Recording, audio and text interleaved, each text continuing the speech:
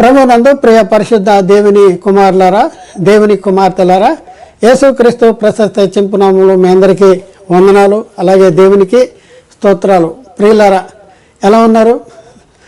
చాలా బాగున్నారనే తెలుస్తున్నా. అదే రీతిలో దేవుని కృప మహాదేశ్వర్యాన్ని బట్టి మేము కూడా కులాసాగానే ఉన్నాం.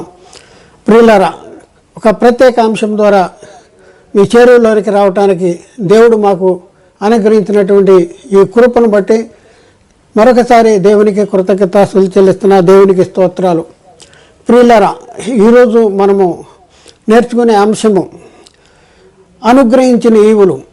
అంటే యేసుక్రీస్తు సెలవులో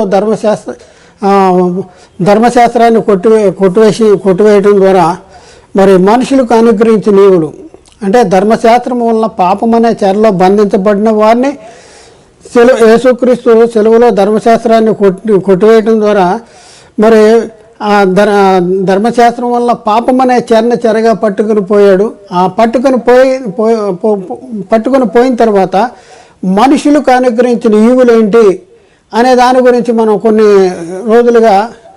వారాలుగా మనం నేర్చుకుంటున్నాం. అయితే ప్రియులారా, ఈరోజు మనం యేసుక్రీస్తు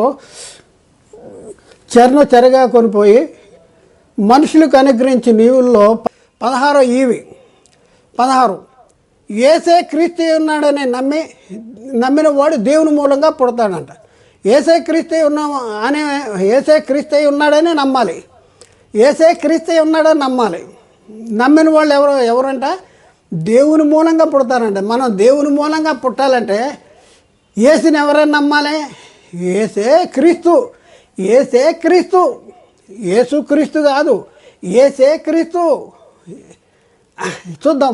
యోహాను రాసిన మొదటి పత్రిక 5వ అధ్యాయంలో 1వ వచనం. ఏసే క్రీస్తు అయి ఉన్నాడని నమ్ము ప్రతివాడును దేవుని మూలంగా పుట్టి ఉన్నాడు. ఏసే క్రీస్తు అయి ఉన్నాడని నమ్మాలి అంటాడు. అయితే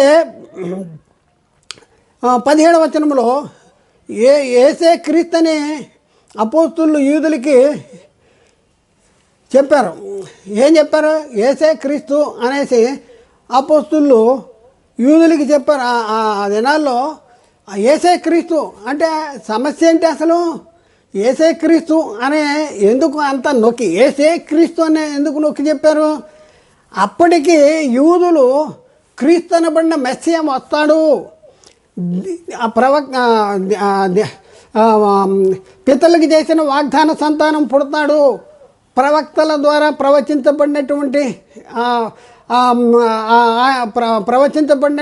ఆయన అభిషక్తుడు లేకపోతే ఆ క్రీస్తు పుడతాడు అనేసి అప్పటికి ఎదురు చూస్తూ ఉన్న పరిస్థితుల్లో మరి దేవుడు యేసుక్రీస్తుని ఈ లోకానికి పంపిస్తే ఆయన యేసు అనే పేరు మీద ఆయన్ని పిలుస్తున్నారు. యేసు అని పిలుస్తున్నారు.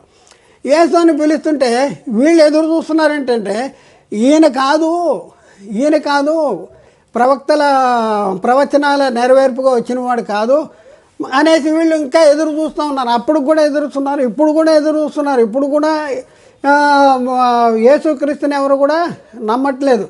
అయితే అప్పుడు ఎదురు చూస్తున్న పరిస్థితుల్లో అయ్యా మీరు ఎదురు చూస్తున్నారు కదా, మీరు ఎదురు చూస్తున్న ఆయన ఈయన ఏసే ఈ క్రీస్తు ఇంకా మీరు ఎవరి కోసం ఎదురు చూస్తున్నారు? ఆ ఎదురు చూసి ఆయన వచ్చేసాడు అని చెప్తున్నారు. మనం చూద్దాం. చూడండి, అపోస్తల కార్యాల్లో 5వ అధ్యాయంలో 42వ వచనము. అపోస్తల కార్యాలు 5వ అధ్యాయము 42. ప్రతిదినము యూదులకు ఏసే క్రీస్తు అనే అపోస్తులు ప్రతిదినము యూదులకి చెప్పారంట. ప్రతిదినము యూదులకి చెప్పారు ఏసే క్రీస్తు అని చెప్పారు. అపోస్తల కార్యాలు 5వ అధ్యాయము 42వ వచనం. అపోస్తల కార్యాల్లో 5వ అధ్యాయంలో 42వ వచనం. ప్రతిదినము దేవాలయంలోను ఇంటింటను మానక బోధించుచు ఏసే క్రీస్తుని ప్రకటించుతుంటారు. ఏసే క్రీస్తయ్యా వచ్చేసాడయ్యా, మీరు ఎవరి కోసం ఎదురు చూస్తున్నారు? ఆయనే ఈయనయ్యా, ఏసే క్రీస్తయ్యా అని చెప్తా ఉన్నారు. ఎక్కడ? దేవాలయంలోనూ ఇంటింట మానక చెప్తా ఉన్నారు. అలాగే అపోస్తల కార్యం 18వ అధ్యాయం 5వ వచనంలో సీలయు తిమోతియును మాసిదోనియా నుండి వచ్చినప్పుడు పౌలు వాక్యమును బోధించుటేందు ఆతురత గలవాడే యేసే క్రీస్తుని యూదులకు దృఢ సాక్ష్యం ఇచ్చుతుండెను. యేసే క్రీస్తుని యూదులకు దృఢ సాక్ష్యం ఇస్తున్నాడు. సాక్ష్యం దేన్ని బట్టి ఇస్తున్నాడు అంటే లేఖనాలను బట్టి ఇస్తున్నాడు. లేఖనాల్లో ఎలా ఉంది అని చెప్తా ఉన్నాడు. చూద్దాం. ఆయన యూదులకు మరియు కుమారుడుగా తెలుసు. ఆయన యేసుక్రీస్తు యూదులకి అప్పటికి ఎవరో తెలుసు, మరియు కుమారుడుగా తెలుసు. ఆయన యాకోబు, యోసేపు, యూదా, సీమోను అని వారి సహోదరుడిగా తెలుసు. ఆయన వడ్లవాని కుమారుడిగా తెలుసు. కానీ పితరులకు చేసిన వాగ్దాన సంతానమని తెలియదు, గుర్తించలేదు.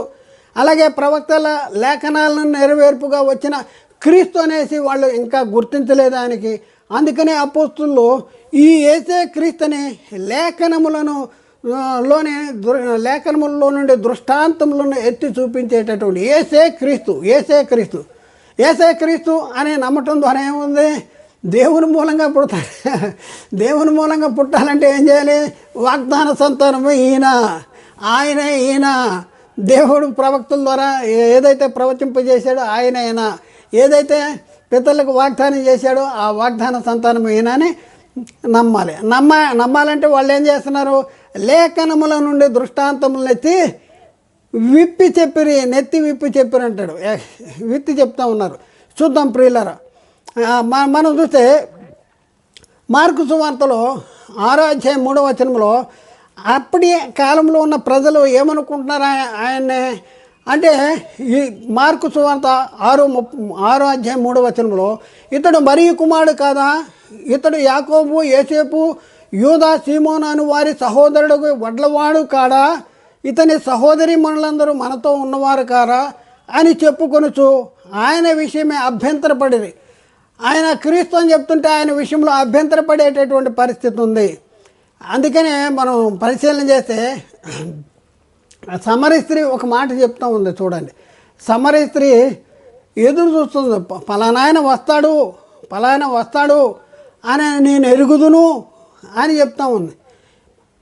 ఎవరితో చెప్తుంది? వచ్చిన ఆయనతో చెప్తా ఉంది. యేసుక్రీస్తుతోనే చెప్తా ఉంది. యోహాను సువార్త 4వ అధ్యాయంలో 25వ వచనంలో అక్కడ మనం చూస్తే 4వ అధ్యాయం 25వ వచనంలో చూస్తే సమరీ స్త్రీ, ఆ స్త్రీ ఆయనతో క్రీస్తు అనబడిన మెస్సియా వచ్చునని నేను ఎరుగుదును, ఆయన వచ్చినప్పుడు మాకు సమస్తమును తెలియజేయనని చెప్పగా క్రీస్తు అనబడిన మెస్సియా వస్తాడు. ఆ రోజుల్లో అనేక మంది ఎదురు చూస్తున్నటువంటి పరిస్థితి.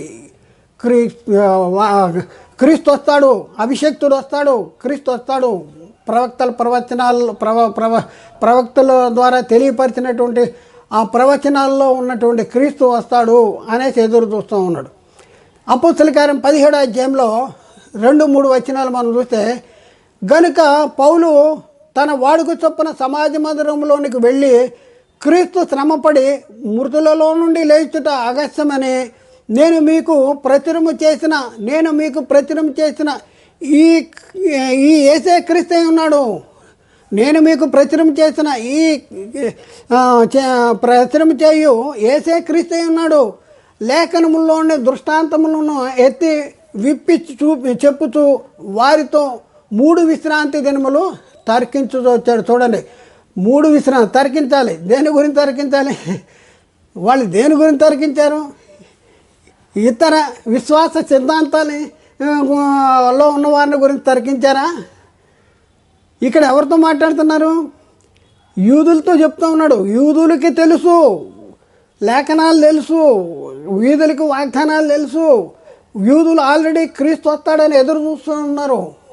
వారు ఆ క్రీస్తు వచ్చేసినా కూడా ఇంకా వస్తాడని ఎదురు చూస్తుంటే, అయ్యా వచ్చేసాడయ్యా, ఈయనయ్యా, ఈ యేసే క్రీస్తు అయ్యా అని చెప్పేసి లేఖనంలోని దృష్టాంతములను ఎత్తి విప్పు చెప్తూ ఉండేటటువంటి పరిస్థితి మనం చూస్తూ ఉన్నాం.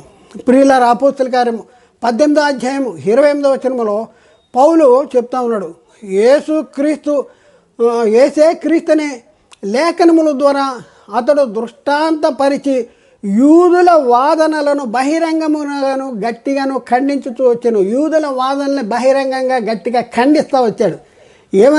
ఏంటంట? యేసే క్రీస్తుని లేఖనముల ద్వారా దృష్టాంతపరిచి, లేఖనముల ద్వారా ఇదిగో లేఖనాలు ఉన్నాయి, ఫలానా గ్రంథము, ఫలానా గ్రంథంలో ఫలానా గ్రంథము, ఇదిగో ఈయన గురించి రాయబడింది, అదిగో ఈయన ఈ యేసే ఆ క్రీస్తు, ఈ యేసే ఆ క్రీస్తు.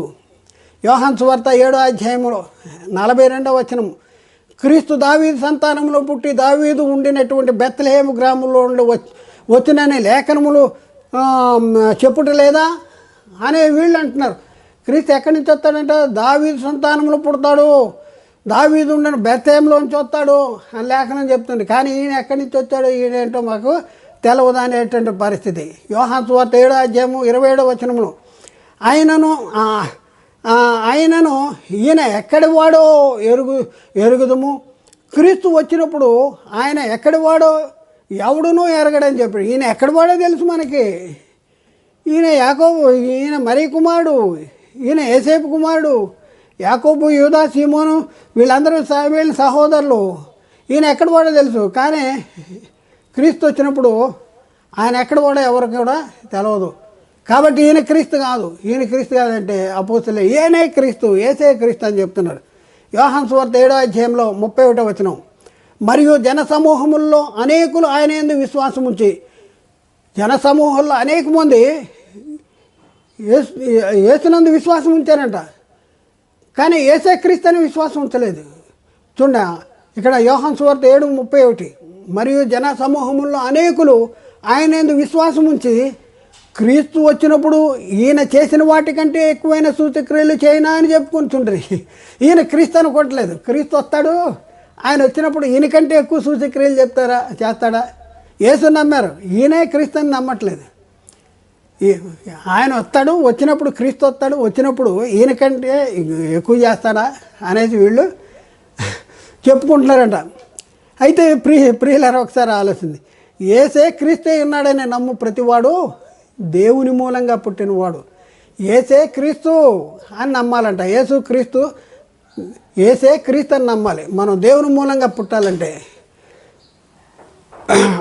ఇప్పుడు ఉన్న లోకంలో ఉన్న మరి ప్రజలు దేవుని మూలంగా పుట్టాలంటే వాళ్ళు ఎవరైనా కానీ, మేము యూదులు అని పేరు పెట్టుకున్న వాళ్ళు కానీ, లేకపోతే మేము ఇశ్రాయేలీలు అని పేరు పెట్టుకున్న వాళ్ళు కానీ, లేక మేము క్రైస్తవులుగా జీవిస్తున్నామని కానీ, లేకపోతే మేము ఫలానా అన్నవాళ్ళు ఎవరైనా కానివ్వండి, యేసే క్రీస్తే ఉన్నాడని నమ్ము ప్రతివాడు దేవుని మూలంగా పుట్టినవాడు. 1 యోహాను పత్రిక 5వ అధ్యాయం 1వ వచనం, యేసే క్రీస్తే ఉన్నాడని నమ్మాలి.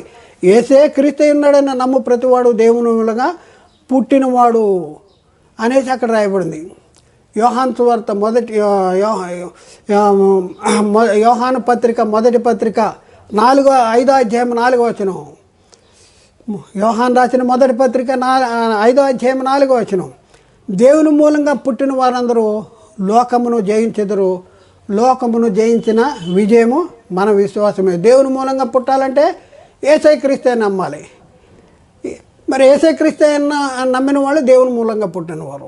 దేవుని మూలంగా పుట్టిన వాళ్ళందరూ కూడా దేన్ని జయిస్తారంట? లోకాన్ని జయిస్తారు. లోకాన్ని జయించడం అంటే ఏంటి? అది మీ విశ్వాసమే అంటాడు, మీ విశ్వాసమే. అందుకనే లోకాన్ని జయించినవారు. ఇప్పుడు మన స్టేటస్ ఏంటంటే యేసే క్రీస్తుని నమ్ముకున్నాం అనుకోండి, మన స్టేటస్ ఏంటంటే లోకాన్ని జయించినవారు. లోకాన్ని జయించిన వారి గురించి యేసుక్రీస్తు చెప్తున్నాడు. ఏం చెప్తున్నాడు చూడండి. ప్రకటన గ్రంథంలో 3వ అధ్యాయంలో 21వ వచనంలో, నేను జయించి నా తండ్రితో కూడా ఆయన సింహాసనం ముందు కూర్చున్న ప్రకారము జయించు అని నాతో కూడా నా సింహాసనంలో కూర్చుని పెడతా. మనం జయించామా? లోకాన్ని జయించామా? యేసుక్రీస్తు లోకాన్ని జయించాడు. లోకాన్ని జయించిన యేసుక్రీస్తు ఆయన తండ్రితో కూడా ఆయన సింహాసనం మీద కూర్చున్నాడు. మనము లోకాన్ని జయిస్తే మనం కూడా క్రీస్తుతో కూడా ఆయన సింహాసనం మీద కూర్చుంటాం. ఎవరు వీళ్ళు? యేసే క్రీస్తు అయి ఉన్నాడని నమ్మాలి. నమ్మినవాడు దేవుని మూలంగా పుడతాడు. యేసే క్రీస్తు ఉన్నాడని నమ్మినవాడు లోకాన్ని జయిస్తాడు. లోకాన్ని జయించిన వాడు క్రీస్తుతో కూడా క్రీస్తు సింహాసనం ముందు కూర్చుండేటటువంటి పరిస్థితి. ఇంకా 17వ వచనం, 1 యోహాను రాసిన 1వ పత్రిక 5వ అధ్యాయం 17వ వచనం, దేవుని మూలంగా పుట్టి ఉన్న వాడెవడు కూడా పాపము చేయడు. అంటే దేవుని మూలంగా మేము పాపం చేస్తాం, మేము రోజు పాపం చేస్తాం, సంఘానికి వెళ్తాం, వస్తాం, వారానికి ఒకసారి బల్ల కార్యక్రమంలో పాల్పంచుకుంటాం, బయటకు వచ్చి పాపం చేస్తాం, అన్నీ చేస్తాం. ఎందుకంటే ఆయన మన పాపాల కోసం చనిపోయాడు కదా అనేసి. అసలు నువ్వు దేవుని మూలంగా పుట్టావా లేదా ఒకసారి మనం పరిశీలన చేసుకోవాలి, ఒకసారి ఆలోచించుకోవాలి. దేవుని మూలంగా 17వ వచనంలో ఎక్కడ యోహాను రాసిన మొదటి పత్రిక 5వ అధ్యాయం 17వ వచనం, దేవుని మూలంగా పుట్టి ఉన్నవాడెవడు కూడా పాపము చేయడని ఎరుగుదము. దేవుని మూలంగా పుట్టినవాడు తన్ను తాను భద్రము చేసుకున్న కనుక దుష్టుడు వాడిని ముట్టడు అంటాడు. అలాగే యోహాను రాసిన మొదటి పత్రిక 3వ అధ్యాయం 9వ వచనం, దేవుని మూలంగా పుట్టిన వానిలో ఆయన బీజము నిలుచుని గనక వాడు పాపము చేయడు. వాడు దేవుని మూలంగా పుట్టినవాడు గనక పాపము చేయజాలడు, పాపము చేయడు, పాపము చేయజాలడు.